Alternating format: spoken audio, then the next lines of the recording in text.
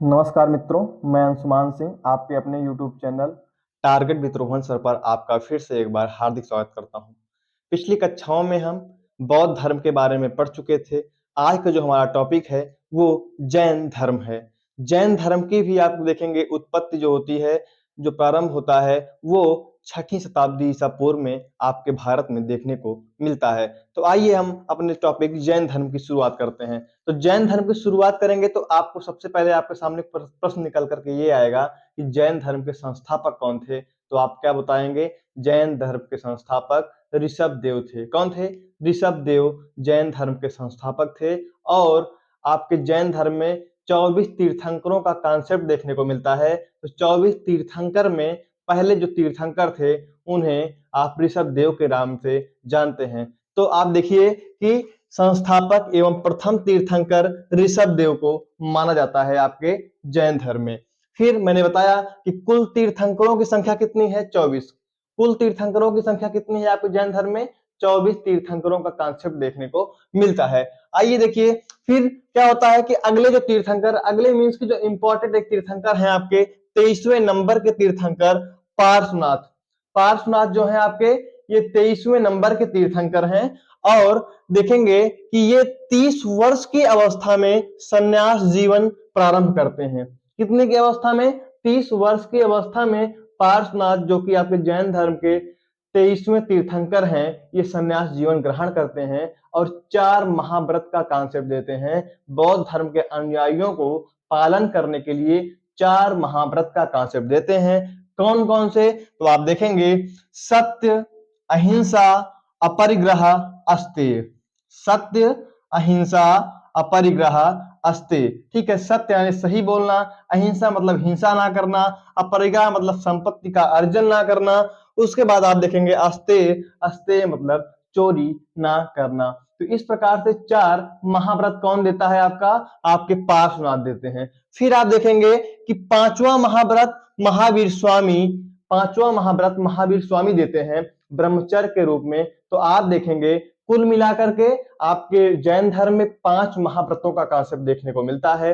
कौन कौन से? सत्य, अहिंसा, अपरिग्रह, अस्तेय, ब्रह्मचर्य। ठीक है, इन 5 महाव्रतों का पालन आपके कौन करते हैं? जैन धर्म के जो भिक्षु होते हैं या जैन धर्म में गृहस्थ लोग भी। यानी कि जिस प्रकार से आपके बौद्ध धर्म में गृहस्थ में रहकर भी आप बौद्ध धर्म के सिद्धांतों का पालन कर सकते थे, उसी प्रकार से आपके जैन धर्म में भी आप गृहस्थ में रह करके भी संन्यासन गृहस्थ में रह करके भी आप इन 5 महाव्रतों का पालन कर सकते हैं। आइए देखिए, तो आप देखेंगे जैन धर्म में 5 महाव्रत के नाम से जाना जाता है जो भिक्षुओं के लिए है। जो भिक्षु जो होते हैं जैन धर्म में, जो सन्यासी के रूप में जीवन व्यतीत करते हैं, वे 5 महाव्रत को पालन करते हैं। यानी कि यही 5 महाव्रत है, लेकिन इसको कठोरता से पालन कर रहे हैं।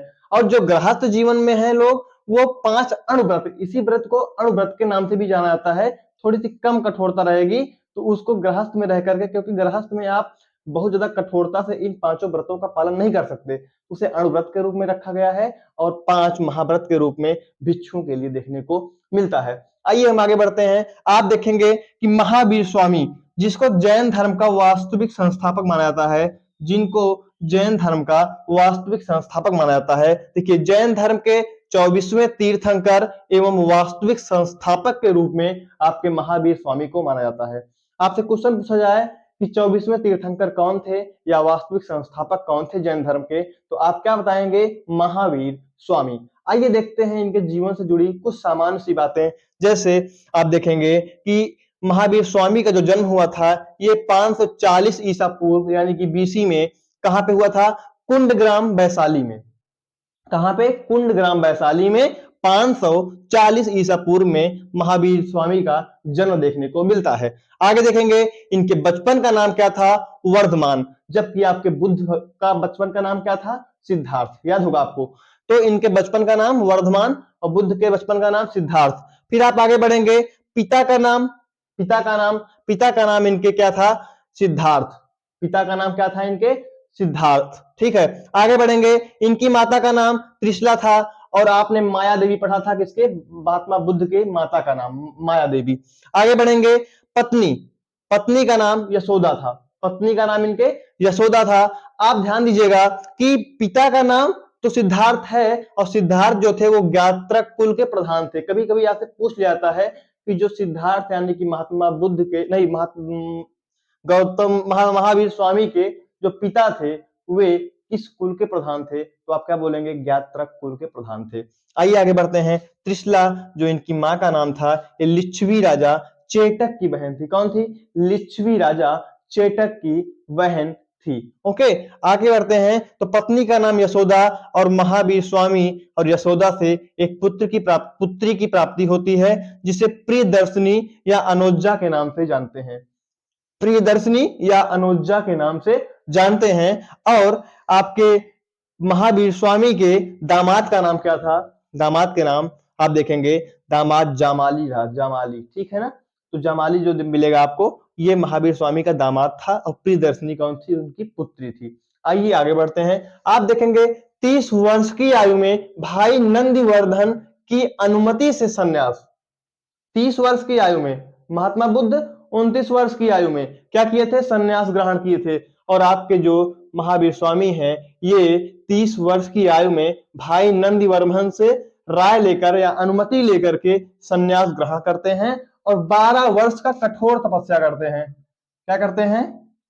12 वर्ष की कठोर तपस्या करते हैं। आपने देखा था कि 6 वर्ष की कठोर तपस्या के बाद आपके महात्मा बुद्ध को ज्ञान की प्राप्ति हुई थी, जबकि इनको 12 वर्ष की कठोर तपस्या के बाद ज्ञान की प्राप्ति हो रही है। आगे देखेंगे आपके ज्ञान की प्राप्ति, ठीक है, ज्ञान की प्राप्ति कहां हुई? आप देखिए, आपने देखा था भगवान बुद्ध में निरंजना नदी का तट, बैसाख पूर्णिमा, पीपल वृक्ष के नीचे। यहां पर देखेंगे तो आपने क्या देखा कि जृंभी ग्राम ऋजुपालिका नदी के तट पर साल वृक्ष के नीचे आपके महावीर स्वामी को ज्ञान की प्राप्ति हुई। भगवान बुद्ध को कहां पे हुई थी? निरंजना नदी का तट था, ठीक है, और पीपल वृक्ष के नीचे था और बैसाख पूर्णिमा की रात थी। आगे बढ़ते हैं। आप देखेंगे केवल प्राप्ति, यानी कि ज्ञान को केवल्य बोला गया, तो ज्ञान प्राप्ति को ही केवल्य प्राप्ति भी बोला गया। केवल प्राप्ति के बाद आपके जो महावीर स्वामी हैं, इनको कुछ उपाधियों से नवाजा गया। कुछ उपाधियों से इनको नवाजा गया। आपका देखेंगे कौन कौन से, जैसे जैसे केवलिन, जिन, अहर्थ।